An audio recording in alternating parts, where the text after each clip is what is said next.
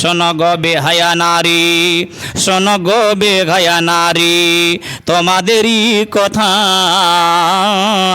বুঝে সুঝে চলো সব নিচ করে মাথা।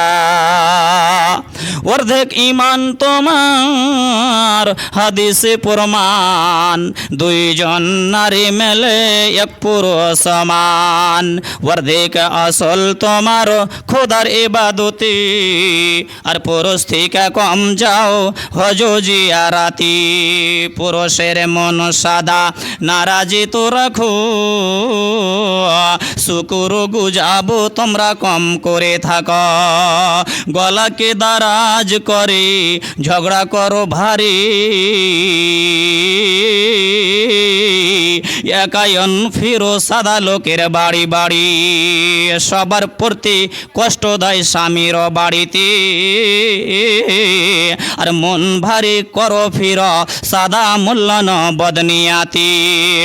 সুন্দর শয়তান সাজে যাও বিহা বাড়ি, সুন্দর শয়তান সাজে যাও বিহা বাড়ি। আর বিনা কাজে নানা সাজে পাই করো জড়ি। সমুদুর কত সুর কত গীত গাও, আর বিহার বাড়ির লোককে তুমি খুশিতে শোনাও। মা ভাগ্নি দেওর কিংবা মা ভাগ্নি দেওর কিংবা নন্দু শোনে, আর কত রকম মজা করো তোমরা খুশিতে শোনে। দাঁই বাঁই ঘুমাও আনারেরই দানা, দাঁই বাঁই ঘুমাও আনারেরই দানা। আর চোখের ইশারাতে কত হয়ে গেল জেনা, হাসি খুশি কথায় তাদের মন ভুলে গেল। বিনা পারমিশন তারা ভাগ বসাইল। মোটা কুর্তা মোটা শাড়ি, মোটা কুর্তা মোটা শাড়ি কোথায় চলে গেল। আর ফেন্সি দেখে ছাপে শাড়ি আনতে অর্ডার দিল, আর ফেন্সি দেখে ছাপে শাড়ি আনতে অর্ডার দিল। এমন পাতল শাড়ি, এমন পাতল শাড়ি কি বলিব ভাই। সেই শাড়ির মধ্যে মধ্যে আটা চাইলে খাই, সেই শাড়ির মধ্যে মধ্যে ছাতু চাইলে খাই। এক বিদ্যার ব্লাউজ তুমি গায়ে দিলে, এক বিদ্যার ব্লাউজ তুমি গায়ে দিলে। যতটুকু ফাঁকা ছিল লোককে দেখাইলে, নন্দুর সাথে কিংবা দেওরের সাথে। গান বাড়ি যাও কিংবা যাও সিনেমাতে, ওপারের গিবোধ করো, ওপারের গিবোধ করো। যেখানে সেখানে কভু চিন্তা করেছ কি নিজের পিছনে। দুই তিন নারী মেলে, দুই তিন নারী মেলে পায়খানাতে যাও, আর নিজের নিজের স্বামীর গল্প আপোষে তো গাও। কাহার সুখ কাহার দুঃখ, কাহার সুখ কাহার দুঃখ স্বামীর বাড়িতে। আর কেউ বলে সুখ পাইলাম না লি মর্দার বাড়িতে, কেউ বলে সুখ পাইলাম না মাইয়া ভাড়ুয়ার বাড়িতে। কেউ বাগি বধ করে শ্বশুর শাশুড়ি, আর কেউ ভাগি বোধ করে যা জেঠানের। দুই তিন নারী মেলে পায়খানাতে গিয়া, পার্শ্বাপার্শ্বী বসে তারা মজলিস করিয়া। তারপরে শুরু করে, তারপরে শুরু করে আপন কাহানি। কে কে রান্না করেছো বুবু বলো দেখি শোনে। কেউ বলে মোলাই ভাজি, কেউ বলে মোলাই ভাজি, কেউ আতি ঝোল, আর কেউ বলে আজকে বুবু ভাজাছে পটল। 5 মিনিটের কাজে গিয়ে ঘন্টা করে দেরি, পেটকে খোলাসা করে ফিরে আসে বাড়ি। বেপরদায় খার করে, বেপরদায় খার করে আপন মনেতে, আর দাঁয়ে বাঁয়ে খোলা রাখে লোকে দেখাইতে। হ্যালো হালুয়া জালুয়া হালুয়া জালুয়া তারা পথিকে দেখাই আর টুপিওয়ালাকে দেখা তারা কেনা যে লোকাই আর পাঞ্জাবিওয়ালাকে দেখা তারা কেনা যে লোকাই ডোম চামার সাঁতাল মশাহার ডোম চামার সাঁতাল মশাহার তার দেখো বাড়ির ভিতরে মলবি মুন্সি গলিতে তার চড়িতে না পারে স্বামীর বিনা আদেশে ফিরো যেথা সেথা স্বামীকে নারাজ করে মনে দিয়ে ব্যথা কত কাজে হইতে স্বামী আসে যে বাড়িতে প্রকাশ্য ভাষায় কথা লাগিল শোনাইতে দায়ুসো সাজিল স্বামী দায়ুসো সাজিল স্বামী তোমারও কারণে দায়ুসির গুনাহ মাপ হবে না জীবনে জান্নাত তো দূরের কথা খুশবু नहीं পাবে জান্নাত তো দূরের কথা খুশবু नहीं পাবে তাহারও কারণ সে জাহান্নামে যাবে মাকুরসার জালের মতো শাড়ি কিনে নাহি দিলে খুশি মানে স্বামীর সাথে কথা নাহি বলে আছাড়ো কাছাড় ভাইরে আছাড়ো কাছাড় ভাইরে করে ঠেলা ঠেলি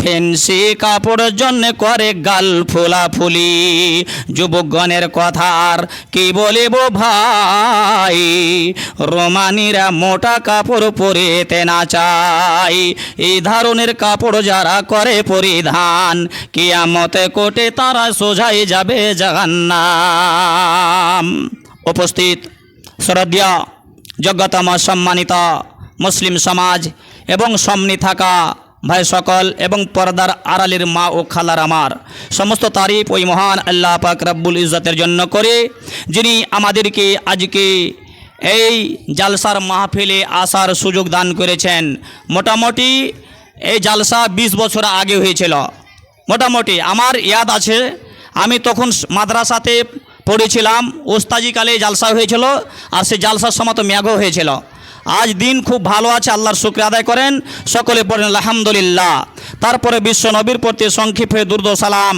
শান্তি ধারা অবিত নহক আল্লাহুম্মা সাল্লি আলাইহি ওয়া আল্লাহুম্মা বারিক আলাই আল্লাহুম্মা আমিন আজকের বক্তব্য বিষয় হবে মসজিদ সম্পর্কে এবং মা খালাদের সম্পর্কে মা খালাদেরকে আমাদেরকে এই পৃথিবীর বুকে কিভাবে চলাফেরা করতে হবে কতটুক আমাদের কাপড় শরীরে হওয়া চাই মা খালাদের সে সম্পর্কে ইনশাআল্লাহ আজিম আমি কোরআন মাজিদ থেকে 22 নম্বর পারা 23 নম্বর সূরা 59 নম্বর আয়াত সূরার নাম হলো সূরা আহজাব দলিল দিয়ে কথা বলবো বিনা দলিলে আমি কোনো জায়গায় কথা বলিনি ইনশাআল্লাহ বলবো না আল্লাহ পাক রব্বুল আলামিন আল পবিত্র কোরআন মাজিদে বলছেন ইয়া আইয়ুহান নাবিয়্যু কুল্লি আজওয়াজিকা আল্লাহ পাক রব্বুল আলামিন শেষ নবীকে খেতাব করে বলছেন হে শেষ নবী সারা বিশ্বের তুমি কি করো বলে দাও আগে তুমি নিজের স্ত্রীকে বলো তারপরে তোমাদের মেয়েকে বলো মানে তোমাদের বেটিকে বলো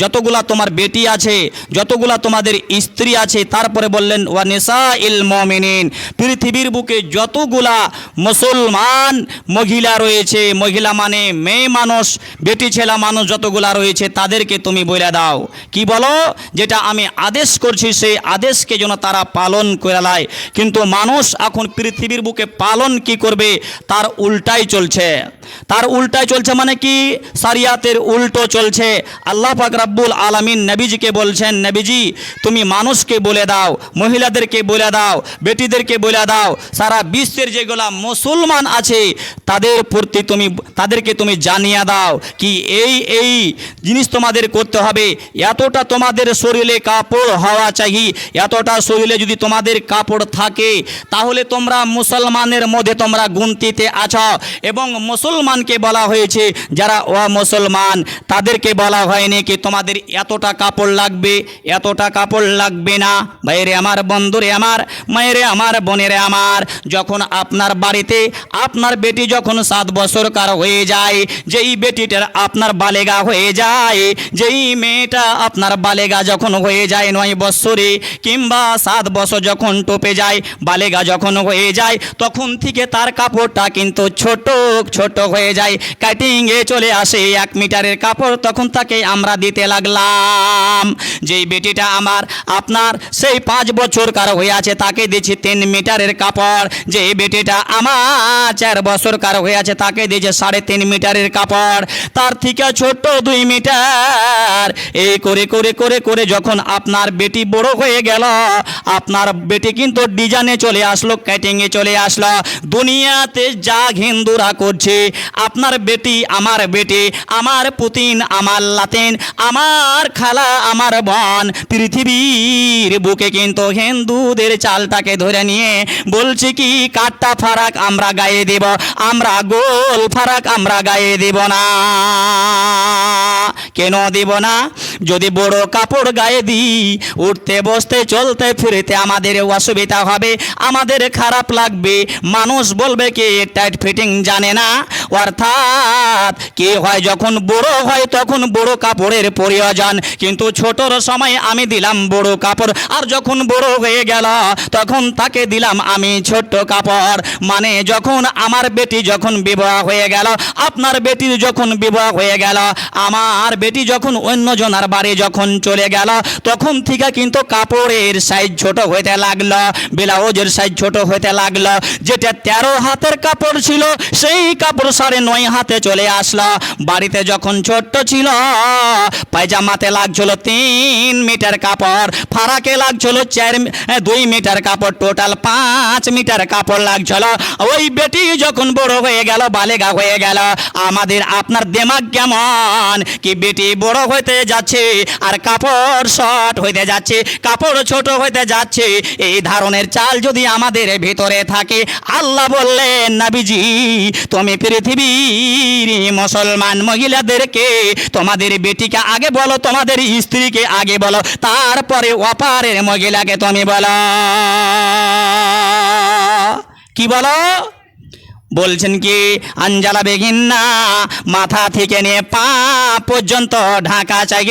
যখন আপনার বেটি আমার বেটি যখন বড় হয়ে যাবে, চাদর দিয়ে মাথা থেকে নিয়ে পা পর্যন্ত ঢাকার নাম হলো পর্দা। হাদিসের মাঝে এসেছে নবীজি বলছেন পায়ের তাইলাগুলি, হাতের তাইলা এই কবজি থেকে এই পর্যন্ত উদাম, আর মুখের যে চেহারাটা যে রয়েছে এটাই শুধু উদাম থাকবে, অলঙ্গ থাকবে, তাছাড়া আর অলঙ্গ থাকবে না। যারা মুসলমানের মহিলা হবে, যারা মুসলমানের ঘরে জন্ম নিয়েছে, তাদের এই অবস্থা, এই ধরনের নিয়ম, এই ধরনের পর্দা হওয়া চাই। এই ধরনের যদি পর্দা না থাকে, কিয়ামতের দিন তার কঠিন ব্যবস্থা হয়ে যাবে।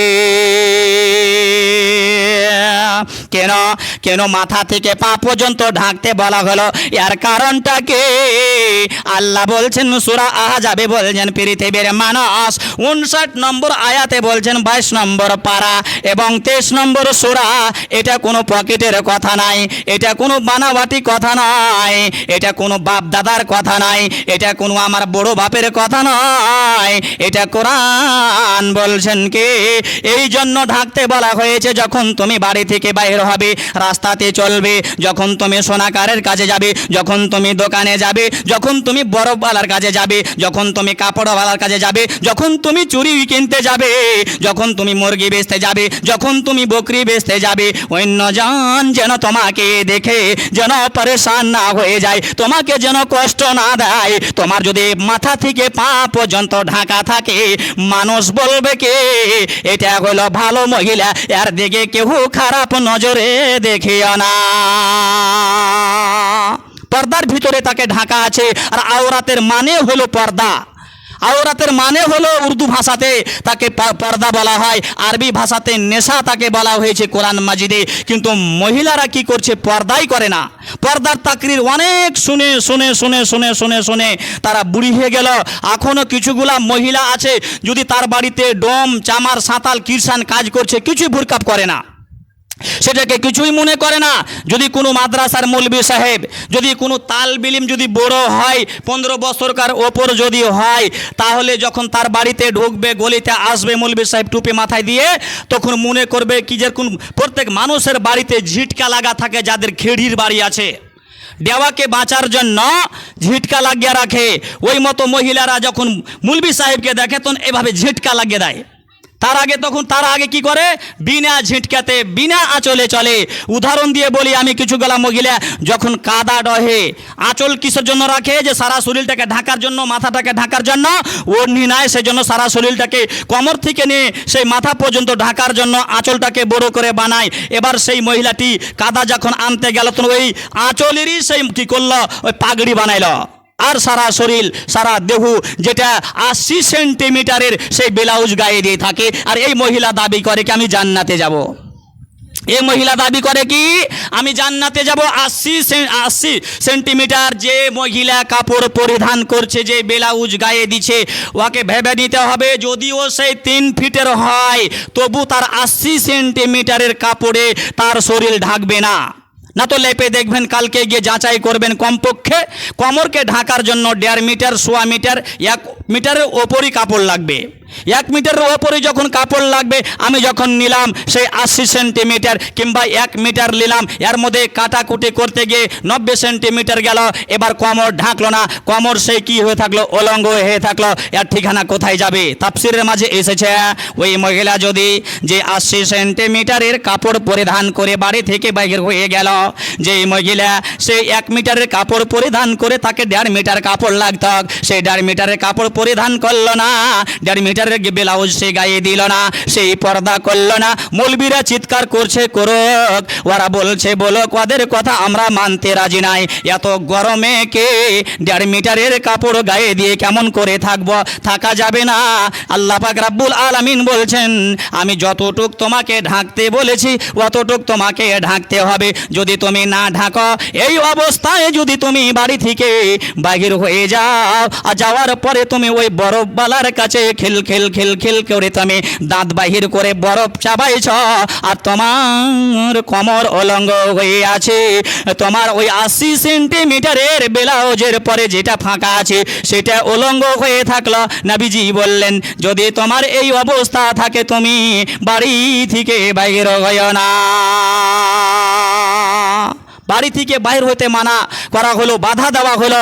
এবার আমি ওই অবস্থায় বাড়ি থেকে বাইর হয়ে গেলাম। এই ধরনের যদি কোনো মানুষের স্ত্রীর যদি ব্লাউজ গায়ে দিয়ে থাকে, সেই যদি তাকে না বলে মৌলবিও যদি হয়, আর যদি সে না বলে, তার ঠিকানা তাকে জাহান্নামে যেতে হবে। আর নাম বলা হয়েছে, এই আমাদের ভাটিয়া ভাষা, আমাদের এই ভাষাতে তাকে দায়ুস বলা হয়। দায়ুস বলা হয়, তার নাম হলো কি দায়ুস। উর্দুতে তাকে বলা হয় দায়ুস। দায়ুস মানে কি? তাকে বলা হয় কি সেই মাইয়া ভারুয়া লি মর্দা তাকে বলা হয়। এই আমাদের এই হ্যান্ঠা ভাষা, খারাপ ভাষাতে তাকে বলা হয় কি সেই নিজের স্ত্রীকে ক্যাপচারে নিয়ে আসতে পারলো না, সব কিছু করলো, সব কথা শুনলো। বোরা আমাকে বড় কিনতে হবে, বড় দিল। তেল কিনতে হবে, তেল নিয়ে এসে দিল। সাবুন কিনতে হবে, সাবুন দিল। কাপড় কেনার সময় কিন্তু তাকে দিয়ে দিল কি তুমি কাপড়টা দেখে একদিন কিনে নিও, আমি কিনতে পারবো না কাপড়, তুমি চলে যাও বড় বাজারে গিয়ে তুমি ওইখান থেকে কাপড় কিনে নিয়ে আসবে। যখন সব সামান আপনি কিনে দিতে পারলেন, ওই কাপড়টা কেন ওকে আপনি কিনতে কেন অর্ডার দিলেন, আপনার স্ত্রী একাই চলে গেল, আপনার স্ত্রী একাই কাপড় পরিধান করছেন, সেখানে আর কেউ নাই। কাপড় কিনলেওয়ালার কাছে, চুরি বেচনেওয়ালার কাছে সেখানে গিয়ে সে এই কাজগুলি করছেন, আপনি একচেনও খারাপ মনে করেন না। যেগুলো আরও সাইডের মহিলাগুলি বলছে কি আমাদের স্বামী আমাদেরকে খুব ডেঁটা রেখেছে, আমরা বাড়ি থেকে বিনা অর্ডারে বাইরে হইতে পারবো না। বলে তোমাদের স্বামী ঠিক নাই, আমাদের স্বামী খুব ভালো আছে, আমরা যেখানে যাচ্ছি, জলঢলির মেলা যাচ্ছি, আমরা কিশনগঞ্জের মেলা যাচ্ছি, আমরা সারা দুনিয়া ঘুরে বেড়াচ্ছি বিনা স্বামীতে, আমাদের কেউ কিছু বলে না। এদের নাম হলো কি মাইয়া ভাড়ুয়া। এদেরকে হাদিসের ভাষায় কি দায়ুস বলা হয়েছে। এদের ঠিকানা কোথায়? নবীজি বলছেন এদের ঠিকানা জান্নাত তো দূরের কথা, এরা জান্নাতের খুশবুর মহাক যেটা আছে সেই মহাক 500 কিংবা এইভাবে এসেছে কি 40 বছরে একটা ঘোড়াকে তাড়িয়ে যত দূর পর্যন্ত যায় অত দূর পর্যন্ত এদের জন্য খুশবুর টেম্পার পাওয়ারটা এত দূরে থাকবে। যারা মাইয়া ভাড়ুয়া, যারা লিমার্দা, যারা দায়ুস, যারা স্ত্রীকে বিনা লাগামে ছেড়ে দিয়েছে, দেখবেন কি ফুটানির বাজারে, আপনার তালগাছের বাজারে, জান্তার বাজারে গিয়ে সোনাকারের কাছে গিয়ে আপনি থালি কিনলেন, গামলা কিনলেন, সব কিছু কিনে দিতে পারলেন আপনার যতগুলা সামান রয়েছে। কিন্তু যখন আপনার স্ত্রী যখন পায়াল বানাইছে, আপনার স্ত্রী যখন হার বানাইছে, আপনার স্ত্রী যখন লাকমাছি বানাইছে, আপনার স্ত্রী যখন বিছা বানাইছে, আপনার স্ত্রী যখন তাগা বানাইছে, আপনার স্ত্রীকে আপনি ছেড়ে দিলেন, আপনার স্ত্রী চলে গেল, ওটা আপনার স্ত্রীকে লাগে। আপনার স্ত্রী তো ওটা বাপ নয়, আপনার স্ত্রী তো ওটা শ্বশুর নয়, ওটা আপনার স্ত্রী তো নিজের ভাই নয়, আপনার স্ত্রী তো ওটা ভাতিজা নয়, আপনার স্ত্রী তো ওটা বহিন বেটা নয়, আপনার স্ত্রী তো ওটা ছোট নকর নয়। 8টা লোককে বাদ দিয়ে ওইটা তো আপনার কেউ লাগে না, আপনার স্ত্রীর কেউ লাগে না। আপনি ওইখানে পেঠে দিলেন, সেই কি করে সোনাকারের কাছে গিয়ে 2 ঘন্টা 3 ঘন্টা 5 ঘন্টা পর্যন্ত দিন কাটিয়ে দেয়। আপনি একদিন কিন্তু বলতে গেলেন না, আপনি এটা বলতে পারলেন না কি লাখের তালিটা আমি না গিয়ে নিয়ে আসবো, তোকে যেতে হবে না, সব কাজ যখন আমি করতে পারছি, যদি তোর যাওয়ার ইচ্ছা আছে তো কি করতে হবে, এখানটা গাড়ি ভাড়া করো, যতগুলা মহিলা তোমরা যাবে 4টা 5টা মানুষ তোমরা গাড়িতে চাপো, কিন্তু ছেলে মানুষ তার সাথে হওয়া চাই। কিন্তু সমস্ত মানুষ সেইগুলা মহিলা থাকে, একটাও ছেলে মানুষ থাকে না। সেখানে গিয়ে সেই সোনাকারের সাথে সে গল্প করে, সব কিছু করে, কিন্তু আমি একদিন বাধা দিলাম না। এর নাম হলো মাইয়া ভাড়ুয়া। ভাইরে আমার, বন্ধুরে আমার, আপনার স্ত্রী ফিঙ্গার দেওয়ার জন্য আপনি বাড়িতে আছেন, আপনার রাসানে নাম আছে, আপনার স্ত্রী গিয়ে ওই সাঁতালের সামনে, আপনার স্ত্রী পয়লার সামনে, আপনার স্ত্রী ওই লোকগুলার সামনে গিয়ে ফিঙ্গার দেয়, আপনার ফিঙ্গার আছে, আপনার বড় বেটার ফিঙ্গার আসে, আপনার মাইজকল বেটার ফিঙ্গার আসে, আপনার বেটি বালেগা হয়নি ওর ফিঙ্গার আসে, আপনার বেটিটাকে আপনি পাঠালেন না, ওই মানুষ মাঞ্জা উদাম করে 60 সেন্টিমিটারের কাপড় ব্লাউজ পরিধান করে সে চলে গেল। সেই তো ওড়নি তো দূরের কথা, মাথায় যেখানটা আঁচল আছে, ওই আঁচল বাড়ি থেকে বাইরে হয়ে যাওয়ার পরে আর সেখানটা আঁচল নাই, সেটা হলো জাহান্নামের আঁচল, মানে জাহান্নাম যাবার আঁচল। আপনাকে ওই জাহান্নামে নিয়ে যাবে আপনার স্ত্রী। আপনি যতক্ষণ পর্যন্ত বাড়িতে থাকবেন আপনাকে নিজের পাবার চালাতে হবে। তাহলে মনে করতে হবে কি আপনি স্বামী বেঁচে আছেন। যদি আপনি এই ধরনের কাজগুলি করেন বাড়িতে থাকাকালে, আপনার স্ত্রী কেন রাসান ছুটাইতে যাবে? আপনার কতগুলা মানুষ এমনও করে বলে কি আমি লোকরি জীবনে মাথায় ডুহিনি, আর এটা কাজ হইল বেটি ছেলের কাজ, আমরা লোকরি মাথায় ডুবব না। অনেক মানুষ আছে গ্রামে বলছে কি এটা স্ত্রীর কাম, এটা মহিলার কাম, লোকরি জমা করা ধান উষা কাজ হইলো বেটি ছেলের কাম। আমরা কেন করব? আমরা তো বাহাদুরের বেটা, আমরা করবো না? আমরা বিবাহ করে নিয়ে এসে ওকে 3,000 4,000 টাকা মোহর দিয়ে আর ফের মাঠে মাঠে লোকরি কেটে বাড়াবো? আমার স্ত্রী 60 সেন্টিমিটারের ব্লাউজ গায়ে দিয়ে সেই মাঠে একাই লোকরি কাটছে, আপনার কোনো ভুল খাপ নাই, আপনি মদত করলেন না। আপনি যদি সাথে নিয়ে কাটেন কোনো অসুবিধা নাই, একাই কাটছেন আর আপনার বাড়িতে বসে বসে এই ন্যাংটা ছবি মোবাইল দেখে দেখে টাইম কাটাইছেন, এর হিসাব আপনাকে কিয়ামতের দিন দিতে হবে। এবার লোকরিটি কাটলো, হাঙ্গা দিল, সব কিছু করলো, কিন্তু এই মাইয়া ভাড়ুয়া সেই লিমারদা যার ভিতরে কোনো শক্তি নাই, শুধু মাইয়া দাবি করে, সেই তার স্ত্রী মাথায় করে লোকরি রুচ্ছে আর সেই বাড়িতে বসে আছে। কেউ যদি বলছে কি তুই লোকরি কেনা ডুইস না, হ্যাঁ বোকা কাহেকার, ছোট থেকে আমি জীবনে কোনদিন লোকরি ডুই আর বিয়া করে লোকরি ডুবো? লোকরি ডোহা কাম হলো বেটি ছেলের কাম। আর কোনো মৌলবী সাহেবকে যদি দেখে লোকরি ডুইতে, দাঁত কিন্তু আর বাড়িয়ে যাবে কুকুরের মতন। ভাইয়ের আমার, বন্ধুরা আমার, নবীজি আমার কি করেছেন? স্ত্রীর সাথে কাপড় খুঁজেছেন। নবীজি আমার সব কিছু স্ত্রীর সাথে করেছেন, ধান উষা ধান বাপা সব কিছু করেছেন। কিন্তু নিন্দা দিতে হবে না, কেউ যদি মিলে জুলে কাজ করে তো এটা ভালো কথা, কিন্তু দাঁত আপনি পড়বেন মাদ্রাসাতে, তাহলে না জানবেন কি মিলে জুলে কাজ করাতে বরকত আছে না কি আছে।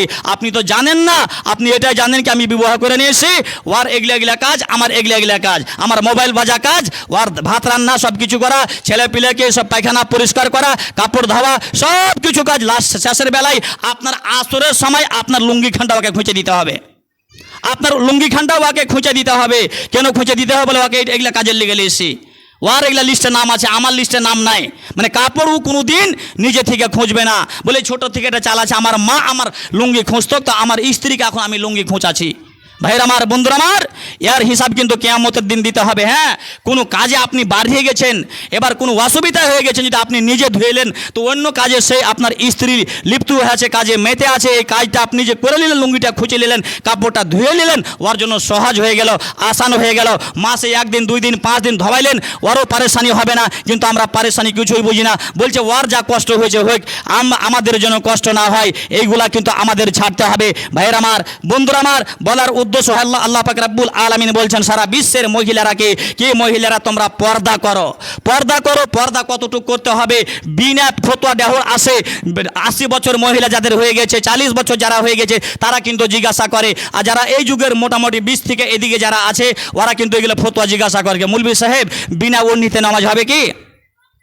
তোমার বিনা ওড়নিতে যখন তুমি ইট হয়ে বেড়াইছ, ভুট্টা ডুইছ, আর কিছু করছো, পুরা কাজ তুমি ভুট্টা শুকাইছ, সব করছো বিনা ওড়নিতে, তো নামাজের সময় তোমার ওড়নির প্রয়োজন নাই।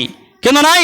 নামাজের থেকে তোমাকে বেশি অন্য টাইমে ঢাকা প্রয়োজন। কেন? তুমি ঘরের ভিতরে নামাজ পড়বে, তোমার ব্লাউজ যদি কোমর পর্যন্ত হয়ে ঢেকে যায় আর সারা শরীরে যদি কাপড় থাকে, তাহলে নবীজি বলছেন কি তুমি কি করো, তোমার নামাজ হয়ে যাবে। হ্যাঁ, ওড়নি বাড়িতে আছে, চাদর বাড়িতে আছে, চাদর গায়ে দিয়ে যদি তুমি নামাজ পড়ো, তাহলে তোমার বেশি লাভ আছে, ভালো আছে, ফায়দা রয়েছে। কিন্তু যাদের ওড়নি নাই, তারা বিনা ওড়নিতে যদি নামাজ পড়ে নাই, নামাজ হয়ে যাবে। এখানটা কাপড় আছে, অতি নামাজ হয়ে যাবে। শেষের বেলায় এ কথাও বলা হয়েছে, কোনো মহিলার, কোনো ছেলে মানুষের যদি কাপড় না থাকে, তাহলে কি বিনা কাপড়ে কি নামাজ হবে কি হবে না?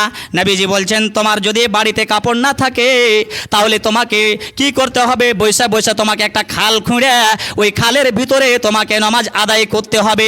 মায়ের আমার, বোনের আমার, আমরা পর্দা তো করি না। মারে আমার, বোনরে আমার, ভালো করে শোনেন, নবীজি যখন আমার মিরাজে যখন গেলেন, উরিতুন্নারা ফাকসারু আলিন নিসায়ে, মিরাজে যখন গেলেন, আল্লাহর নবী বেশিরভাগ 100টার মধ্যে 99টা মহিলাকে জাহান্নামে দেখলেন, আর ছেলে মানুষের মধ্যে অল্প দেখলেন, কম দেখলেন। কেন? কারণটা কে? মহিলারা বলবে কে আমরা কোন দোষ করেছি, আমরা কোন গুনাহ করেছি। ও মা খালারা ভালো করে শুনবেন, যেগুলা জীবনে শুনে নিন। 3টা খুন হয় মহিলাদের, ওই 3টা খুনের নাম আজ পর্যন্ত কোনো মৌলভী সাহেব কোনো জালসাতে বলল না।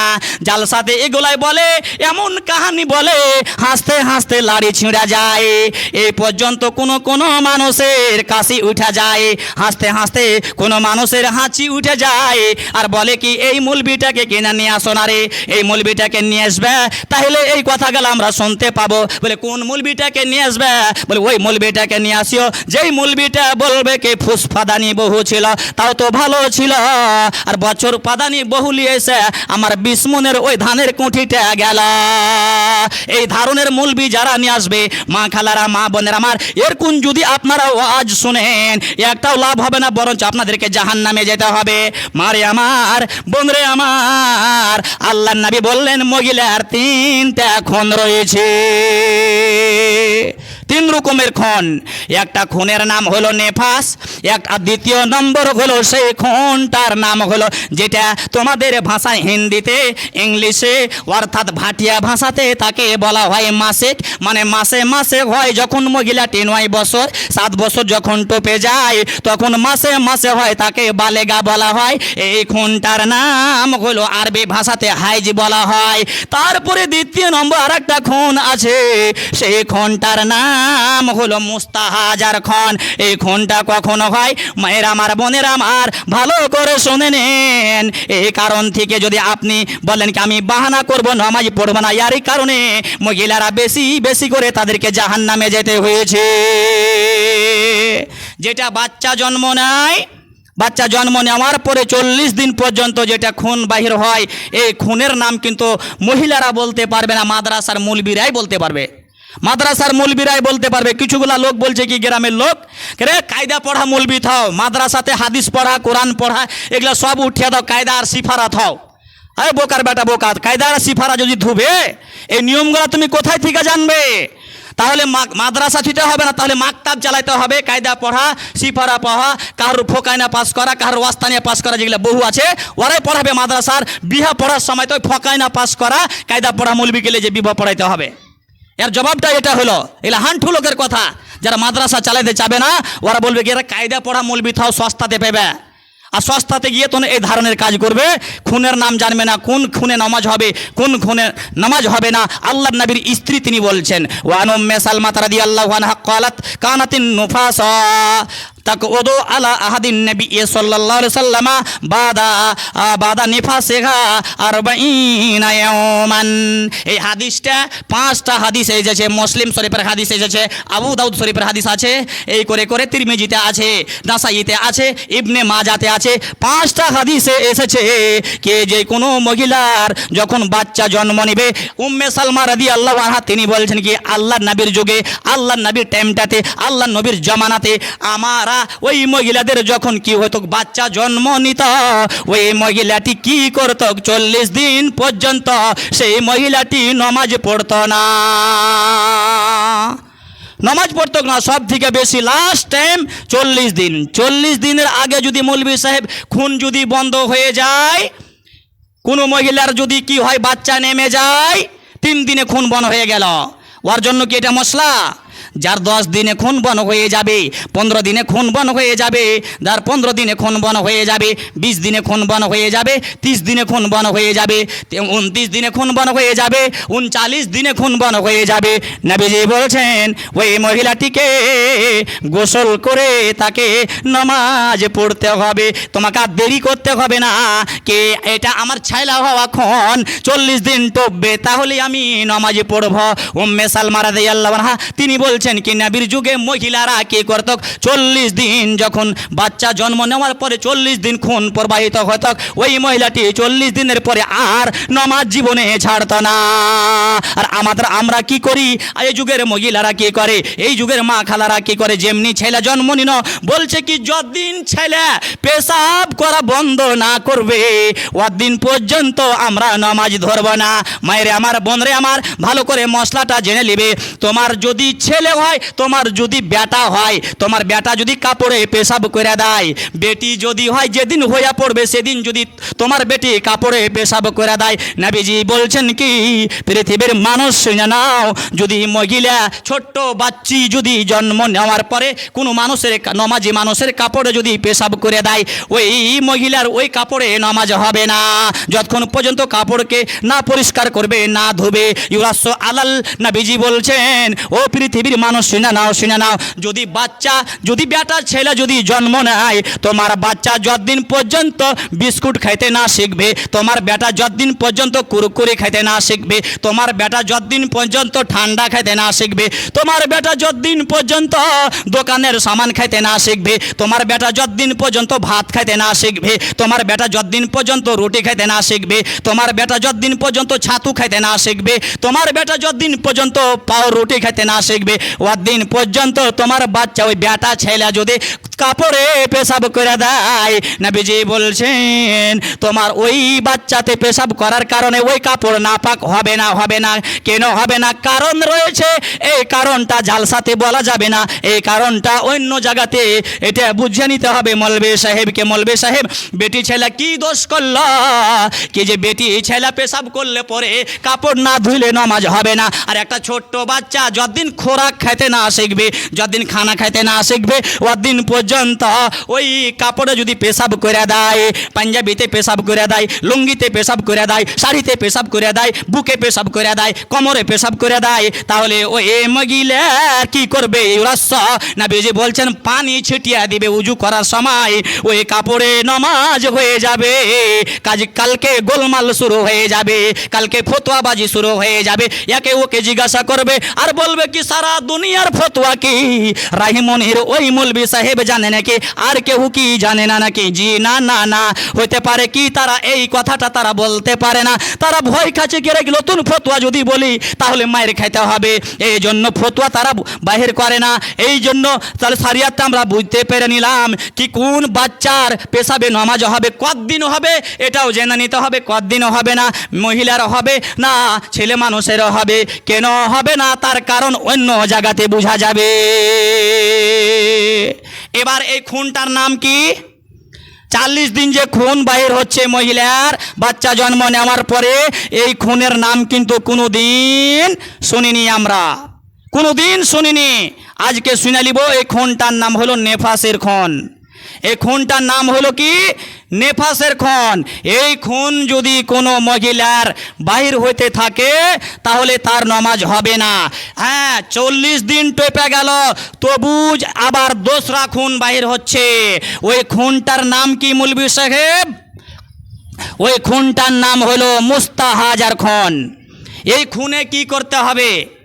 এই খুনে কি করতে হবে? আর একটা খুনের নাম হলো ইস্তেহাজার খুন।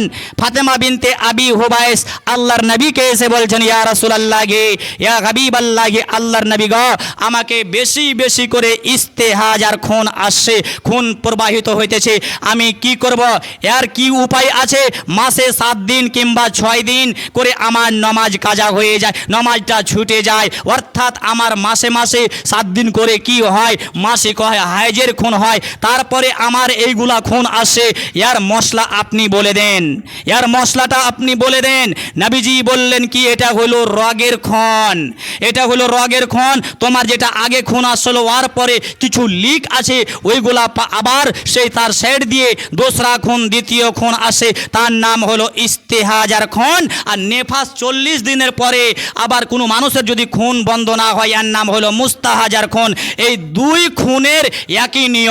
এই দুই খুন যদি কোনো মহিলার হয়, কোনো বন্ধের হয়, কোনো খালার যদি হয়, তাহলে তাকে করতে হবে। তার পদ্ধতি কি? তার জন্য কি নামাজ মাপ আছে নাকি? নবীজি বলছেন, ও পৃথিবীর মানুষ, ফাতেমা বিনতে আবি হুবাইসকে বললেন, নবীজি বললেন, ও ফাতেমা বিনতে আবি হুবাইস, ও আবি হুবাইসের বেটি ফাতেমা, তুমি শোনা শোনা শোনা শোনা, কি করবে তুমি? ফাল তাগতাসিল লিজ্জোহরি ওয়াল আসরে গুসুলান ওয়াহিদান। এই খুন যদি হয়, হাজের খুন লাই, এটা বাচ্চা জন্ম দেওয়ার খুন নয়। এটা বাচ্চা জন্ম দেওয়ার পরে 40 দিন টেপে যাওয়ার পরে যে খুনটা বাহির হচ্ছে, মাসিক বন্ধ হয়ে যাওয়ার পরে তারপরে যেটা খুন বাহির হয়েছে, তার নাম হলো এই খুন, যে এর নাম হলো ইস্তেহাজা। ইস্তেহাজা আর মুস্তাহাজার খুন যদি হয়, তাহলে তুমি তো খুনটা চিনতে পারবে, খুনটা তো তুমি বুঝতে পারবে এটা কিসের খুন। এই খুন যদি তুমি দেখো, তাহলে তোমাকে কি করতে হবে? জোহরের সময় তুমি গোসল করিও না। কি করবে? আসরের সময় একটা গোসল করবে, জোহরের নামাজটাকে তুমি ছেড়ে দেবে, কাজা করবে। আর আসরের সময় তাড়াতাড়ি করে গোসল করে তুমি কি করবে? নামাজ আদায় করবে।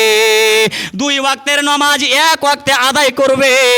তারপরে নবীজি বললেন, কারো যদি কোনো মহিলার যদি ইস্তেহাজা মুস্তাহাজার যদি খুন যদি হয়, নবীজি বললেন, লিল মাগরিবে ওয়াল ইশায়ে গুসলান ওয়াহিদান। মাগরিবের সময় তুমি নামাজ পড়বে না, মাগরিবের নামাজটাকে তুমি কাজা করে দেবে, ছেড়ে দেবে। আর এশারের সময় তোমাকে একটা গোসল করতে হবে, আর গোসল করার পরে তোমাকে উজু করে নামাজ আদায় করতে হবে। তারপরে নবীজি বললেন, ফাল তাগতাসিল লিল ফাজরে গুসলান ওয়াহিদান। ও মহিলারা, মা খালার আমার, আমি আপনি বাহানা করি ছেলা মুইতে দেয়, ছেলা পেশাব করে দেয়, ছেলা ছোট্ট হয়ে আছে, কাপড় বারবার বদলাইতে পারি না, এই জন্য আমি নামাজ পড়ি না। নবীজি বললেন, শোনো শোনো শোনো, ফজরের সময় তোমাকে একটা গোসল করে নামাজ আদায় করতে হবে। নবীজি বলছেন, যে মহিলার শরীর হাট্টা গাট্টা হয়ে আছে, শরীরে শক্তি আছে, শরীরে বল আছে, শরীরে খুন আছে, নবীজি বলেছেন কি ওই দিনে 5 বার গোসল করে নামাজ আদায় করবে। আর যেই মহিলার শরীর কমজোর হয়ে আছে, পাতলা হয়ে আছে, এই হাওয়াতে হিলছে, নবীজি বলছেন 3 বার গোসল করে ওই মহিলাকে নামাজ আদায় করতে হবে। ওই নবীর যুগে ওই যে মহিলাগুলি কি করত না, এই নামাজে ধার ধারত না, এই কাজ করি তারা দুনিয়া থেকে বিদায় হয়ে গেছে কতগুলা না জানাতে। আল্লাহ নবী যখন মিরাজে গেলেন, দেখলেন কি বেশিরভাগ মহিলারা জাহান্নামে। নবীজি প্রশ্ন করলেন কাকে? জিব্রাইলকে। মান হাউলাল্লাযিনা ইয়া জিব্রাইল, ওগো জিব্রাইল বলো কারণটা কি? দুনিয়ার বুকে কি এমন কাজ করেছে কি তারা এই ধরনের শাস্তি? মহিলারা জাহান্নামী বেশে বেশে করে কেন? মহিলারা কেন জাহান্নামে পুড়ছে কেন? মহিলারা কেন জাহান্নামে ঝলছে কেন? মহিলাদের কেন মাথায় কেন চল নাই? মহিলাদের এত শাস্তি কেন হচ্ছে? এত কেন মানুষকে সেই পাথর কেন মারা হচ্ছে? কারণটা আপনাকে বলতে হবে। জিব্রাইল বললেন ওগো নবীজি শোনা শোনা শোনা শোনা, দুনিয়ার বুকে মহিলাদের মাসে মাসে 7 দিন 6 দিন 5 দিন করে নামাজ তাদের ছুট আছে, কিন্তু সারা সারা বছর ওই মহিলারা নামাজের ধার ধারেনি। আরে নামাজ পড়া কে বড় লোক হয়েছে? নামাজ কেন পড়বো? কবরে রেখে চলে আসবে, কেউ দেখতে পাবে না। এই হার ধার্মিক কথা যেটা মুখে এলো সেটাই বলে দিল। নামাজের তারা জীবনে নামাজের ধার ধারেনি, নামাজ স্যার তারা পড়েনি। যেই দিনগুলাতে ছুট ছিল সেইগুলাকে বাদ দিয়ে আরও তারা নিজে থেকে সেই নামাজকে ছোট মানিয়ে নিয়েছিল। শুধু তাই নয়, একজন লোককে আল্লাহর নবী সেই মিরাজে দেখলেন কি একটি লোককে পাথর মারা হচ্ছে। কে মারছে পাথর? আজাবের ফারিস্তা পাথর মারছে। মাথায় যখন পাথর মারছে এই পাথরটা ছুটে এত দূরে যাচ্ছে, আজাবের ফারিস্তা পাথরটাকে কুড়িয়ে নিয়ে আসছে। আবার সে কি করছে? মারছে। পাথর মারতে গেলে কি মাথা ভালো হয়ে থাকবে? মাথা চোর হয়ে যাচ্ছে, আবার মাথা ঠিক হয়ে যাচ্ছে, পাথর কুড়াইছে 3 বার। এইভাবে নবীজি আমার দেখলেন। নবীজি বললেন ওগো জিব্রাইল, দুনিয়ার বুকে এমন কোন কাজ করেছে এত বড় শাস্তি তাকে দেওয়া হচ্ছে? যেই নামাজ আজকে আমি আপনি রমজানে পড়লাম, ঈদে পড়লাম, তারপরে মসজিদ খালি। ভাইরে আমার, বন্ধুরে আমার, সেই জিব্রাইল বললেন কি দুনিয়ার বুকে এই লোকটার 1 নয় 2 নয় 3 নয় 60 বছরের জীবন দেওয়া হয়েছিল। শুধু ঈদের নামাজটা কোন রকম করে আদায় করেছিল। জুম্মার নামাজটা একাদিন, মানুষ মরতে গেলে একাদিন, এগুলা নামাজ গুনতির মধ্যে ছিল না। সারা দুনিয়াতে যতগুলা কাজ রয়েছিল সব কাজ করতে পেরেছিল এই মাথার দ্বারাতে। জীবনে নামাজকে সেই প্রাধান্য দেয়নি, নামাজটাকে লস মনে করেছিল, নামাজটা পড়তে গেলে নোকসান মনে করেছিল। বলছে নামাজ পড়ার লাভ কে লাভ করতে পেরেছে? এই জন্য সব কাজ মাথার দ্বারা করতে পেরেছিল, নামাজও পড়তে পারত, নামাজ পড়েনি। এই জন্য তার সাজা হইল পাথর দিয়ে মারা। কতদিন সাজা হবে? বলছে যতদিন কিয়ামত না হবে ওদিন পর্যন্ত এই পাথরের দিয়ে তার মাথাকে চুর চুর চুর চুর চুর চুর করতে থাকবে। ভাইরে আমার, বন্ধুরে আমার, মারে আমার, বোনরে আমার, শুধু তাই নয়, একটা মহিলাকে দড়ি দিয়ে জিঞ্জির দিয়ে ওপর দিকে মাথাটাকে লটকে দেওয়া হয়েছে। আল্লাহর নবী বললেন একে কেন লটকান আছে? কারণটা কে? জিব্রাইল বলো এর মাথার চুল কেন নাই? এর মাথা কেন টাকলা হয়ে গেছে? দুনিয়াতে তো খুব বড় বড় চুল রাখতা, কেন? এই কারণ কি? সেই জিব্রাইল বললেন ওগো নবীজি শোনা শোনা শোনা, দুনিয়ার বুকে ছিল সেই চুলের খুব হেফাজত করেছিল। চুলে যে রকমের তেল দিতে হয় সব তেল দিয়েছিল, সুন্দরী সোহাগ থেকে নিয়ে, আওলা থেকে নিয়ে, বনফুল তেল থেকে নিয়ে যতগুলা তেল রয়েছিল সব তেল দিয়ে সৌন্দর্য করে চুলের ফিনিশিং খুব ছিল, কিন্তু নিজের পর্দার ফিনিশিং ছিল না। সেই চুল বড় বড় করে দুনিয়াতে শুধু উদাম করে চুলকে অলঙ্গ করে রাস্তা রাস্তায় চলে বেড়াচ্ছে। চুলকে সেই চুল মনে করেনি কি আমার চুল অন্যজন দেখছে তো এটা আমি গুনহার কাজ করছি, এই জন্য তার এই সাজা হচ্ছে, জ্বলছে। এই কিয়ামত পর্যন্ত তার সাজা হবে। মা খালারাকে যতই বলা হোক না কেন, যারা এই সুধার হওয়ার তারা তাকরির শুনে কিন্তু সুধার হয়ে যাচ্ছে। তারপরে আর একটি কথা বলা হলো কি তারা কি কারণে কারণে জাহান্নামে এই আগুনে গিয়েছে কিংবা তারা জ্বলছে কারণটা কি? বলছে কি তারা দুনিয়ার বুকে তারা শিরিক করছিল। কি শিরিক? বলছে কি মুরগির ছা যখন কি করে উঠার পরে কাইয়া তেলিয়া পালাইতে পালাইতে ছাটা পড়ে গেল, এবার ছাটা যখন বেহুশ হয়ে গেল তখন মা খালারা করে কি এখানটা থালির ভিতরে বলে ওপর থেকে টন টন টন টন করে বাজায়, বলে কি জিন্দা হয়ে যাবে, জিন্দা হয়ে যাবে। থালিতে বাড়ি মেরে ছা জিন্দা হবে না। আপনার বেটা আপনার বেটি যখন অ্যাক্সিডেন্ট করে, যখন কোনো ছাদ থেকে পড়ে যায় পদমপুর নিয়ে দৌড়ান। আপনার বেটার যখন ভুঁড়ি বাহির হয়ে যায় আপনি হাসপাতাল যান। আর মুরগি যখন কি হয় অসুবিধা হয়, কাইয়া তেলিয়া পেলায় ন্যাংরা হয়, মরবো যখন হয়ে যায় তখন থালি বাজায়। এটা হলো শিরিক কাজ। থালি বাজিয়া বলছে কি এলাজ হচ্ছে, থালি বাজিয়া সেই ঝিনধারা জিনিসটা জানে চলে আসছে, এটা হলো শিরিকের কাজ। শিরিক করার কারণে বেশি বেশি করে মহিলারা জাহান্নামী। তারপরে নবীজি আরও বললেন, একে জিবরাইলকে জিজ্ঞাসা করলেন আরও যেগুলা মহিলা জ্বলছে এদের কারণটা কি? বলছে কি এরা স্বামীর নাফরমানি করেছে দুনিয়ার বুকে। বলে কি নাফরমানি? বলে তাদের যখন ইবাদত অর্থাৎ স্বামীর খিদমত আল্লাহর ইবাদত করতে যখন বলা হতো তারা করতো না, সারা দুনিয়ার কাজকে করে ফেলে দিত। আর আরেকটি কথা বলতো কি দুনিয়াতে আমরা কি করতে সবই তাকে দেওয়া গেল, কিন্তু কোনো সময় যদি 10 বছরের মধ্যে এক ঈদে যদি কাপড় না পেল, কিংবা 100 বছরের মধ্যে এক ঈদে যদি কাপড় না পেল, আন্ধাসার আটা তুলা সেই আটা যে সেনেছে সানা আটাকে রেখে দিয়ে গাল ফোকনা ফুলিয়ে ওই ব্যাঙ্গের মতন দুটা গালকে ফুলিয়ে সেই কি করতো পৃথিবীর বুকে সে বসে থাকতো ঈদের নামাজ পর্যন্ত, রাগ কেড়ে যায়নি। কেন ঈদের দিন নতুন কাপড় না হলে ঈদের নামাজ হবে না। কোন মৌলভী সাহেব যে বলেছে যে প্রত্যেক মানুষকে ঈদের দিন নতুন কাপড় হওয়া চাই, এটা হাদিসের কথা নয়। এটা হাদিসের কথা নয় কি তোমাকে নতুন কাপড় নিতে হবে। 10 দিন আগে, 15 দিন আগে, 5 দিন আগে তুমি কাপড় পেয়েছো, 3 দিন আগে কাপড় পেয়েছো, ঈদ রমজান মাসে 10 খান্ডা কাপড় কিনা আছে, এখন তোমার প্রয়োজন যদি থাকে তাহলে তুমি কাপড় কিনো। কিন্তু বলছে কি জীবনে সুখ পেলাম না, জীবনে সুখ পেলাম না, মানে 100 বছরের মধ্যে সবই সুখ পেয়েছে, একদিন যদি দুঃখ পেয়ে গেল, এখানটা কাপড় না পাওয়ার কারণে, এখানটা সাবুন না পাওয়ার কারণে, একটা তেল না পাওয়ার কারণে, একটা আতর না পাওয়ার কারণে সে বলল কি আমি জীবনে সুখ পেলাম না। মা খালার আমার আরও নবীজি বলেছেন কি আরও মহিলাকে যে দেখেছেন কি তারা মহিলারা সেই বোল্লিং দিয়ে, সাবেরা পাউডার দিয়ে, স্নো পাউডার দিয়ে, আতর লাগিয়ে রাস্তা দিয়ে বাহির বেরিয়ে বেড়ায় তো পৃথিবীর বুকে বেঁচে থাকাকালে। আর কি করতো বলতে আমার সেন্টটা কেউ পাইছে নাকি, আমার মহকটা কেউ পাইছে নাকি, আমার খুশবুর অর্থাৎ আমার আতরের মহকটা কেউ পাইছে নাকি।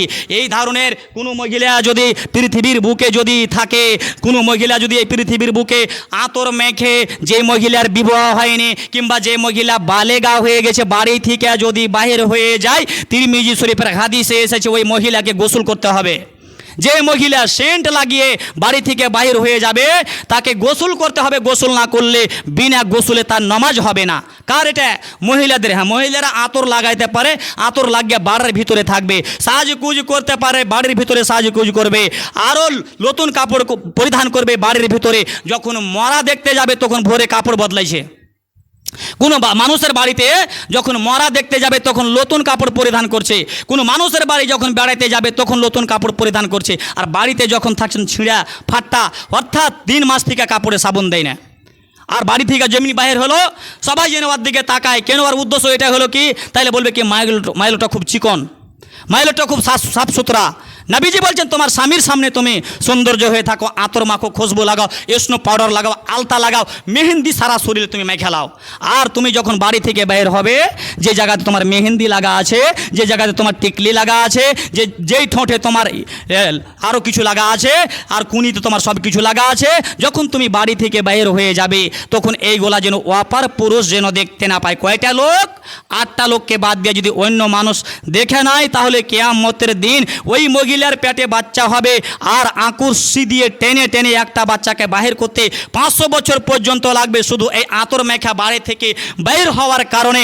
নবীজি বললেন এইগুলাকে আমি বেশি বেশি করে, জিবরাইল বললেন নবীজিকে এই কারণে তারা জাহান্নামী বেশিরভাগ। মায়ের আমার, বোনের আমার, বলার উদ্দেশ্য হলো আমরা অনেক তাকরির শুনছি।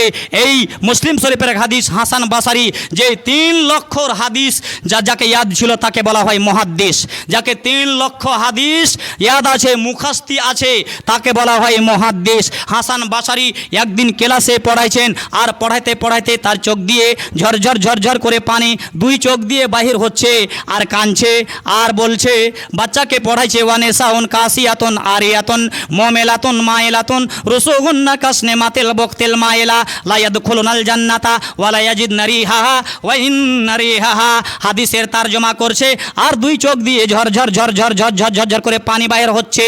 এবার তালবে ইলম জিজ্ঞাসা করছে, ওস্তাদ সাহেব, মাওলানা সাহেব, আপনার কি কথা মনে পড়ে গেল?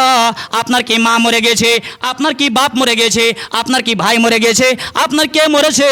কেন আপনার 2 চোখ দিয়ে কি কষ্টের কথা আপনার মনে পড়ে গেল? তরজমা করছে, আর সেই চোখ দিয়ে পানি বাইর হচ্ছে। শেষের বেলায় ওস্তাজি তালবে ইলম ছাড়লো না, বলছে কি, ওরে তালবে ইলমেরা শোনো শোনো শোনো শোনো শোনো, যে হাদিসের তরজমা করছি আমি, যে হাদিসের ব্যাখ্যা করছি আমি, যে হাদিসের তরজমা, যে হাদিসের তাফসীর করছি আমি, যে হাদিস তোমাদেরকে আমি বুঝাচ্ছি, যে হাদিস আমি তোমাদেরকে মুসলিম থেকে পড়াচ্ছি, শোনো শোনো শোনো শোনো, এই হাদিসের তরজমা করতে গিয়ে আমার চোখ দিয়ে পানি এই জন্য বাহির হচ্ছে কি, আমার বাড়িতে যেটা স্ত্রী আছে, আমি বড় ঘরের বেটিকে বিবাহ করেছে, তার ভেতরে দিন নাই, কায়দা পড়তে জানে না, আমাপাড়া পড়তে জানে না, কিছুই জানে না, আনপড় বেটিকে আমি বিবাহ করেছে, আমার একটাও কথা শোনে না।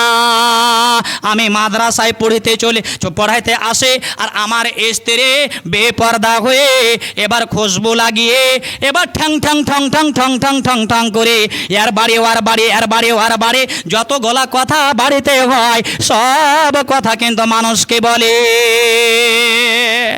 মা খালাদের পেটে কিন্তু কথা থাকবে না, যদি কোনো কথা যদি তারা পেলায়, কান্ধা কুন্ধি তুলে কাটিং করে হেজে করে 1 চিন যদি হয় আর 1 চিন বাড়িয়া বাড়িয়া বলবে, আর 1 চিন বলবে। একটা লয়া বহু এক জায়গাতে পটল রান্না করছে, তো পটল রান্না করতে গিয়ে এবার সে কী করলো, এখানটা পটল চাইখে দেখছে। কেন দেখছে? যদি আইন না হয় তাও দোষ, নুনচা হইলেও দোষ, ঝাল হইলেও দোষ, তেল বেশি হলে তাও দোষ আছে, বলবে গ্যাস হবে, কিন্তু নুনচা আর আইন্না যেন না হয়, লাপে যেন হয়। এবার পটল তুলে মুখে দিয়ে দিল, একটা মহিলা তার বাড়িতে ঢুকে গেল, বলে তুই কি দিলে মুখে গে? বলে আমি পটল দিলাম। এবার সেই মহিলাটি বলছে ওই অন্য বাড়ির মহিলাকে কি তুমি কাহাকু বলিও না।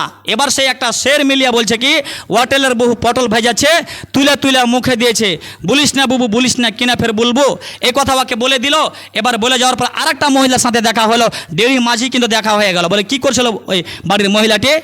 বলছে কি হোটেলের বহু পটল ভেজাচ্ছে, তুলে তুলে মুখে দিয়েছে, বলিস না বুবু বলিস না। এটা মানে এর মানে হলো কি, হোটেল ভাজছিল, মানে পটল ভাজছিল, তো পটল ভাজনেওয়ালার শ্বশুরের নাম হলো ওয়াটল, মানে বহুতে ওয়াটল রাখলো শ্বশুরের নাম।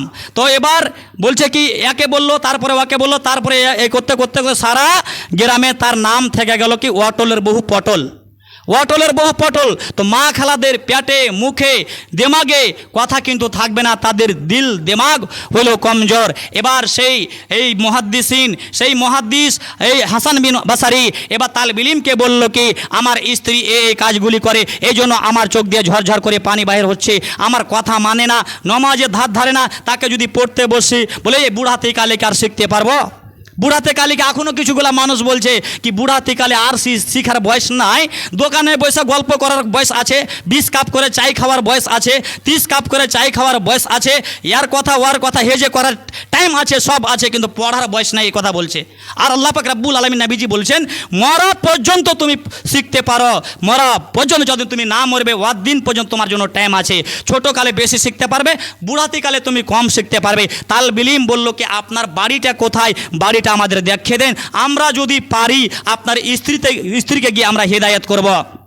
বললে অমুক জায়গাতে আছে, সেখানে চলে গেল। যাওয়ার পরে তালবে ইলম গেলা, তাকে সালাম দেওয়ার পরে বলছে কি, খালা তুমি কি নামাজ পড়হ? বলছে কি রমজান মাসে পড়ে। আর কখন পড়ো? বলে 2 ঈদের নামাজ পড়ে। বলে কি আমরা আপনার স্বামীর কাছে আমরা পড়েছিলাম, পড়িতে পড়িতে আপনার স্বামীর চক্ষু দিয়ে ঝরঝর করে পানি ঝরছে। কেন পানি ঝরছে? কি তার নাম হলো দায়ুস। যদি স্ত্রীকে যদি ক্যাপচার না রাখতে পারে, স্ত্রী যদি সেই স্বামীর কথা যদি না শুনে, সেই শরিয়াতের যদি উল্টো চলে, তাহলে সেই কি করবে? তাকে জাহান্নামে যেতে হবে স্বামীকে। আমরা আগে হাদিসটা পড়া চলো, আমি তোমার বাড়ি ঢুঁড়তে ঢুঁড়তে তোমার বাড়ি আসলাম, তুমি আসলে নামাজ পড়ো না, আসলে কি তুমি বেপর্দা হয়ে বেড়াও? বলে হ্যাঁ। বলে স্বামীকে কষ্ট দিও না, তোমার স্বামী 3 লক্ষ হাদিস ইয়াদ আছে তোমার, কারণ তাকে জাহান্নামে যেতে হবে। এবার তার স্বামী বাড়ি আসলো, বাড়ি আসার পরে এবার চোখ তার কেন্দে কেন্দে কেন্দে কেন্দে চোখ দিয়ে পানি প্রবাহিত হইতেছে, চোখ লাল হয়ে গেছে। এবার তার স্ত্রী তালেবে ইলমের কথা শুনে স্বামীকে গিয়ে বলছে, ও স্বামী,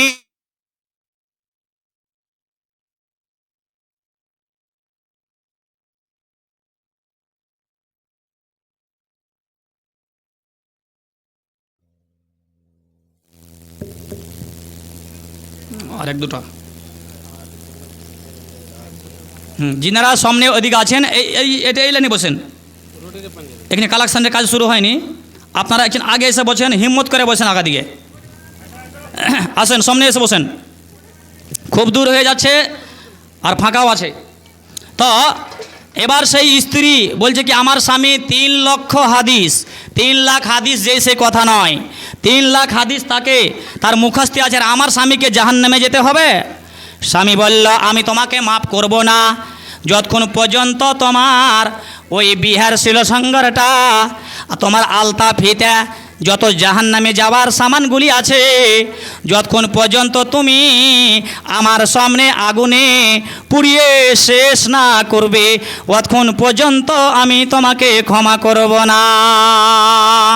বলছে, স্বামী জান, আমার কারণে যখন তুমি জাহান্নামে চলে যাবে, দয়া করে মেহেরবানি করে আমাকে ক্ষমা করে দাও, আর জীবনে আমি বেনামাজি হয়ে থাকবো না।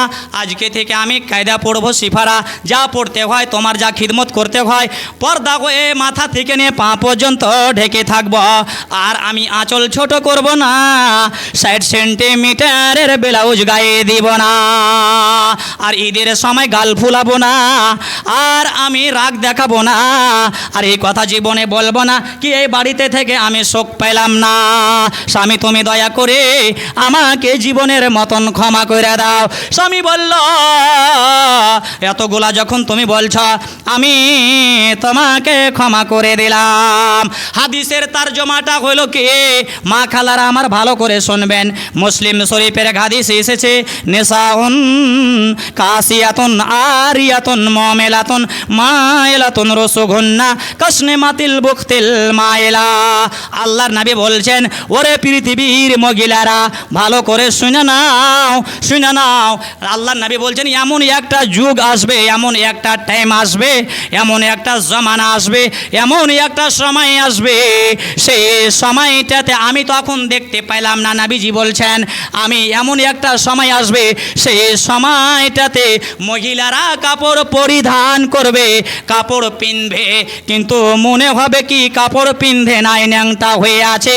মায়ের মানে হলো কি, এত কাপড়, এত মোটা কাপড় পরিধান করবে, কে এত পাতলা হয়ে থাকবে, 7 পট্টি করার পরে স্টিলের যদি তার ভিতরে কাপড় রাখা, স্টিলের যদি একটা সামন বার্তান যদি রাখা হয়, থালি রাখা হয়, গামলা রাখা হয়, ওই গামলাটা দূর থেকে বুঝতে পারা যাবে কি এই কাপড়ের ভিতরে কোন সামানটা আছে।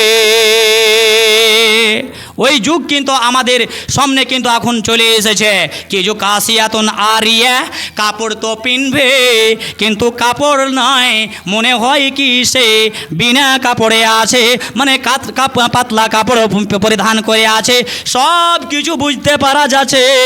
নবীজি বলছেন, শুধু তাই নয়, আর কি করবে, যেমন গরুর ওই সোঁড় খানটা যে রয়েছে, তারা বুক ফুলিয়ে ফুলিয়ে ফুলিয়ে ফুলিয়ে ফুলে রাস্তাঘাটে তারা চলাচল করবে, স্বামীকে তারা স্বামী মনে করবে না। আল্লাহ নবী বললেন, এই ধরনের কাজ যারা করবে মাসিরাতান, আল্লাহ নবী বললেন আমার যুগে তো আমি পাইলাম না, কিন্তু এমন টাইম আসবে যদি এই ধরনের কাজ যদি করে, ওই স্বামী জান্নাত তো দূরের কাজ কথা, জান্নাতের খুশবু পর্যন্ত পাবে না। সাবধানে থাকে নারী ঘরের ভেতরে, সাবধানে সাবধানে থাকে নারী ঘরের ভেতরে। পরদা করো নারী সব, পরদা করো নারী সব পর্দার ভিতরে। সাবধানে সাবধানে থাকিও নারী ঘরের ভেতরে। হাদিসে তো হারাম লেখে, হাদিসে তো হারাম লেখে অন্য দেখিলে, হাদিসে তো হারাম লেখে অন্য দেখিলে। সাবধানে সাবধানে থাকিও নারী ঘরের ভেতরে। এই জামানার নারীগণ পর্দা ছাড়া ঘুরে ফিরে, ভালো লাগে না তাদের মার্কেটে না গেলে, ভালো লাগে না তাদের বরফওয়ালার আগা দিকে একাই গেলে। সাবধানে সাবধানে থাকিও নারী ঘরের ভেতরে।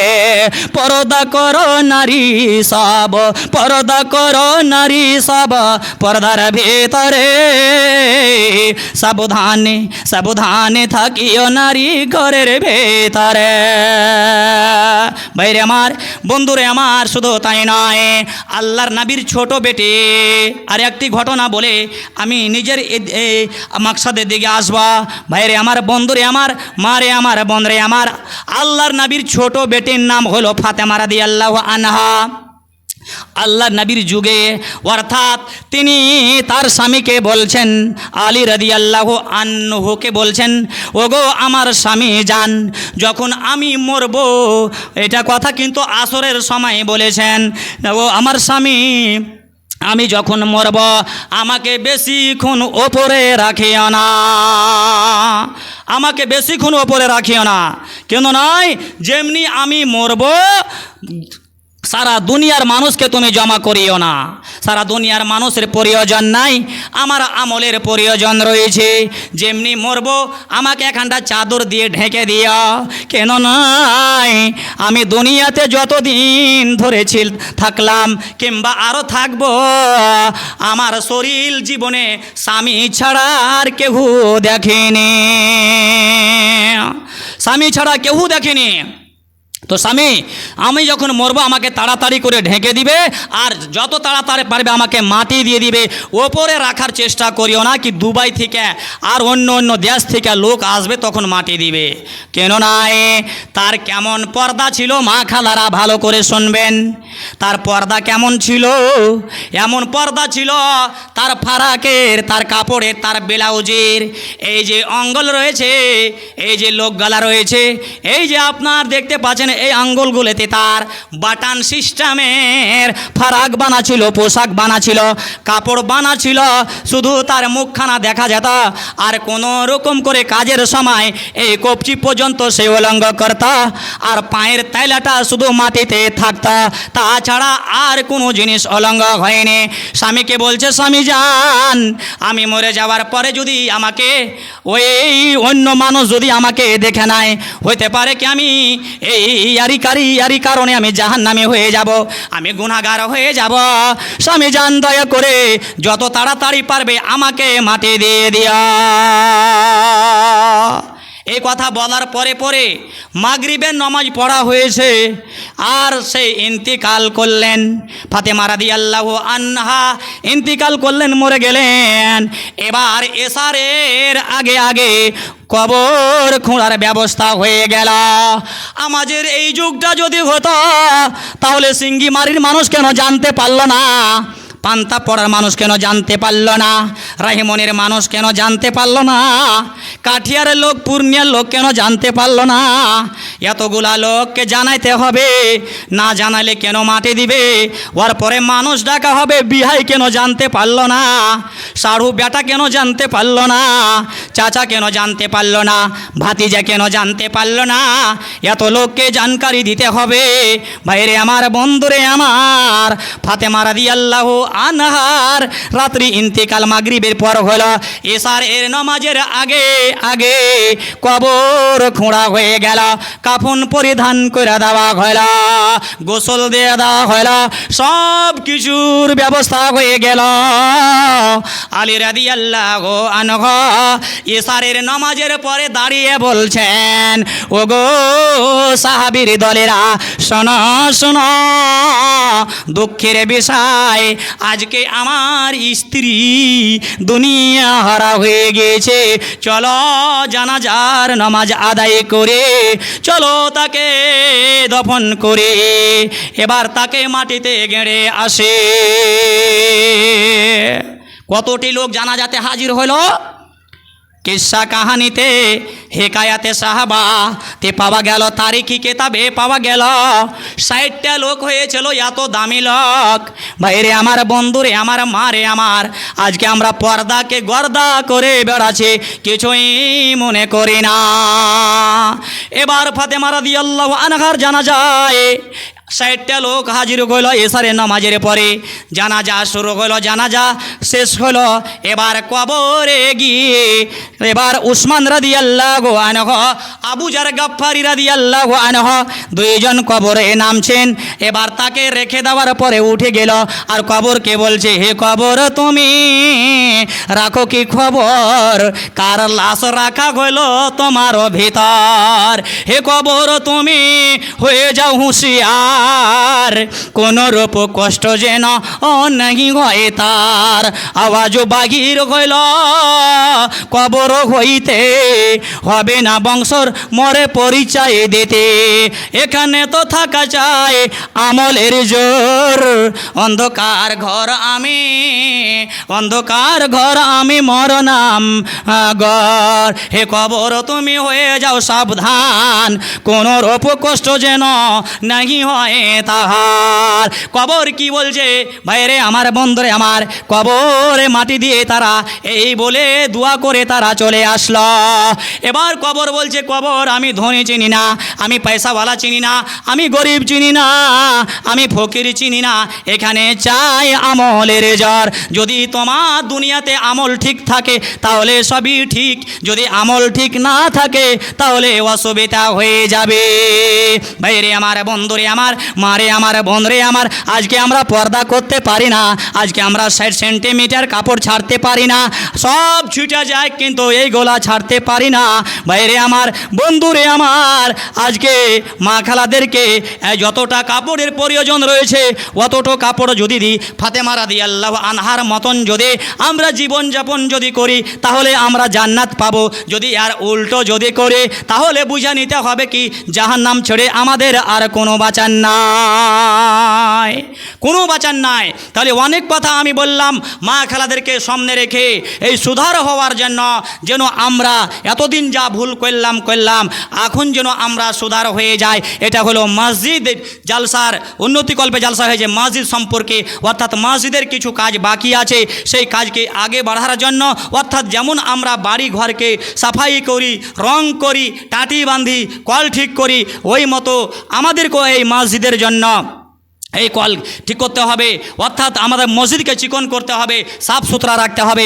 নবীজি বলছেন মসজিদকে সাফ সুতরা করার হাদিসটি বলে দিই। নবীজি বলছেন, ও পৃথিবীর মানুষ, আয়েশা রাদিয়াল্লাহু আনহা তিনি বর্ণিত, আমার রাসূলুল্লাহ সাল্লাল্লাহু আলাইহি সাল্লাম আয়েশা রাদিয়াল্লাহু আনহা বলছেন কি নবীজি আমাদের আদেশ দিয়েছেন, কিসের আদেশ? বলছেন কি বেনাইল মাসাজিদে ফিতুরে, তোমরা টোলায় টোলায় মসজিদ বানাও, টোলায় টোলায় মসজিদ বানাও।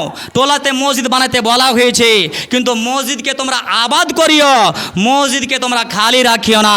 এটা নয় কি 2-4 দিন 30 দিন মুলবিকে অর্থাৎ তারাবি পড়ে নিব, পয়সা দিয়ে 150 টাকা দিয়ে পড়ে নিব, তারপরে নমাজ ছেড়ে দেবো, এটা করিও না। মসজিদ তোমরা আবাদ করবে, তাহলে তোমরা দেখতে পাবে কি মসজিদের কি কমিটি আছে। যদি আবাদ না করো তাহলে অনেক মসজিদ আছে এই দিগলবাগ পারখণ্ডে, আপনার এই যে 16টা আপনার যে এই পঞ্চায়েত রয়েছে, পঞ্চায়েতের মধ্যে একটা পঞ্চায়েত আছে, সেই পঞ্চায়েতে 1 হাঁটু পর্যন্ত আমরা ধুলা দেখেছি, উজু করার পরে সেই মসজিদে নামাজ পড়তে পারেনি। উজু করার পরে সেই মসজিদ থেকে ঘুরে এসেছি, কেন? ধুলা আছে না, কলের ব্যবস্থা আছে না, কিছু আছে, শুধু 2-4 ঘর আছে, তো এমনি মসজিদটা পেয়েছে ফ্রি, বাহির থেকে ফ্রির জন্য ফ্রি হয়ে পড়া আছে। ভাইরা আমার, বন্ধুরা আমার, বলার উদ্দেশ্য হলো আল্লাহ নবীজি বললেন টোলা টোলাতে মসজিদ বানাও, মসজিদ বানাইতে হবে ওয়ান তুনাজ্জাফা, আর মসজিদে ঝাড়ু লাগাইতে হবে। ঝাড়ু লাগিয়ে কি নেকি? বলে কত নেকি দিবে আল্লাহ পাক জানেন, এর নেকির কোনো গিনতি নাই, শেষ নাই, যে কত দিবেন, 2 বোরা কি 3 বোরা কি 10 বোরা কি 5 বোরা।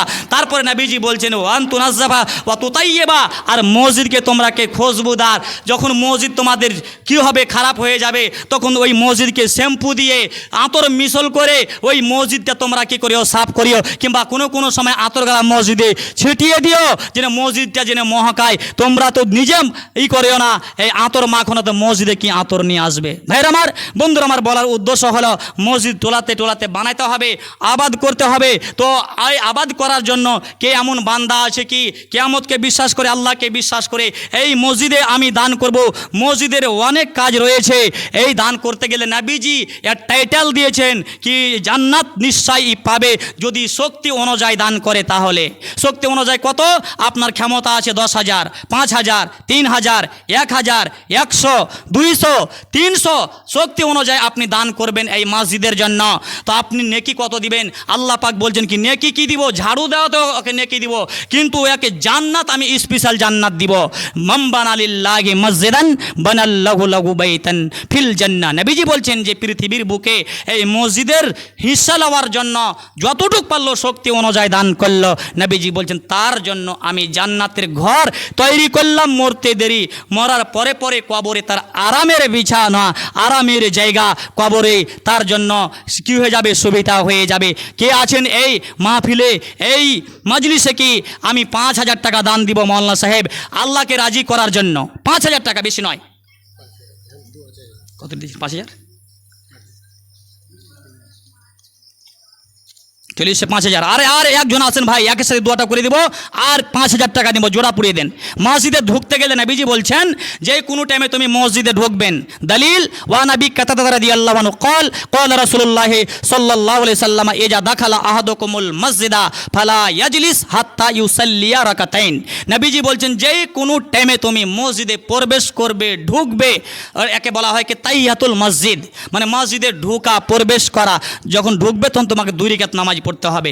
এর স্বভাব অনেক রয়েছে। দিন রাতে যদি আমি 5 বার ঢুকি তাহলে 10 রাকাত, 5 ওয়াক্ত নামাজে গিয়ে যদি আমি ফার্স্টে গিয়ে সুন্নাত না পড়ে টাইম আছে আগে যদি 2 রাকাত পড়লে, এর অনেক স্বভাব রয়েছে। তো ভাই আমি বলার উদ্দেশ্য হলো কি 5,000 টাকা আমার মোশাররফ মামু দান করেছেন, আমি জোড়া মিলাতে চাই। আসেন মামু জাহাঙ্গীর সাহেব, আপনি এখানে আসুন। আরও অনেক মানুষ আছেন দেওয়ার মতন, 5,000 টাকা নিব, তারপরে আমি একের সাথে দুয়াটা দিয়ে দিব। আসেন, তাড়াতাড়ি আসেন। আল্লাহ নবী বলছেন ইন্নামা ইয়ামুরু মাসাজিদাল্লাহি মান আমানা বিল্লাহ।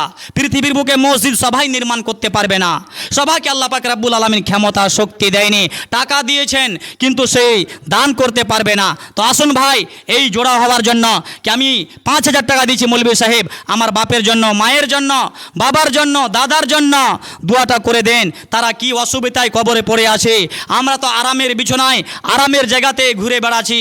আসুন ভাই, 5,000 টাকা বেশি নিব না, আমি 5,000 টাকা শুধু জোড়া চাই। আল্লাহ পাক রব্বুল আলামিন নবীজি বলছেন বাদিরু বিসসাদাকা ইন্নাল বালাআ লা ইয়াতাখাত্তা আগা। নবীজি বলছেন 2টা জিনিসে বেমারি দূর হয়, 2টা জিনিসে বেমারি দূর হয়, কিন্তু মানুষের জানা নাই কতটি বেমারি। নবীজি বলছেন আল্লাহ পাক রব্বুল আলামিনের কাছে দলিল তিরমিজি শরীফের হাদিস, এক কম 100টা বেমারি আছে। ওই 100টা বেমারি মানুষ থেকে নিয়ে আপনার ফসল, জমি জায়গা, গরু ভৈঁস, মুরগি থেকে নিয়ে আপনার টোটাল আপনার এই এক কম 100টা বেমারি মানুষ থেকে নিয়ে থাকে, হতে পারে, হবে। তাহলে এই বেমারি দূর করার জন্য 1 নম্বর স্পেশাল যেটা হলো কি নবীজি বলছেন তুমি দান করো। দান করতে গেলে তোমার ওই বালা দূরে থাকবে। তুমি অনেক হাসপাতাল তুমি ঘুরিয়ে নিয়ে এসে বাড়িতে রেখে দিয়েছ, মরার ইন্তজারে আছেন কি কখন মরবে। শরবত চলছে, গিলতে পারে না, এবার শরবত এবার বেদানাগুলি চেপে চিপে রস বানিয়ে শুধু ইন্তজারে থাকি কি আমার বাপ মরে যাবে। নবীজি বলছেন তুমি যখন দান করবে হতে পারে কি তোমার ওই বেমারিটা দূর হয়ে যাবে, কিংবা তুমি যে পারেশানিতে ছিলে, বাপ বেমার হওয়া মানে কি, মা বেমার হওয়া মানে কি, ছেলে বেমার হওয়া মানে কি, কি যাকে বেমার হয়ে আছে তার থেকে বেমারি যারা তার পিছনে খাটছে, তার পার্শ্বে বসে আছে, তাকে ডহাডহি করছে, তাকে নিয়ে চিন্তায় পড়ে আছে, কোনো দূর সফরে গিয়ে থাকতে পারে না, এলাকায় লস করে তাকে কাজ করতে হয়, নবীজি বলছেন এক কম 100টা বেমারি দূর হয়ে যায়। শুধু তাই নয়, এটাও যদি না পারেন তো কমপক্ষে যারা দান না করতে পারবেন ওদের জন্য বলা হয়েছে লা হাওলা ওয়ালা কুওয়াতা ইল্লা বিল্লাহ। নবীজি বলছেন দিনে তুমি কমপক্ষে ফজরের নামাজ পড়ে এটা 100 বার যদি পড়ে নাও, পড়তে যদি পারো লা হাওলা ওয়ালা কুওয়াতা ইল্লা বিল্লাহ, তাহলে তোমার বাড়িতে কোনো রকমের পরেশানি আসবে না, বেমারি আসবে না, বেমারি দূর হয়ে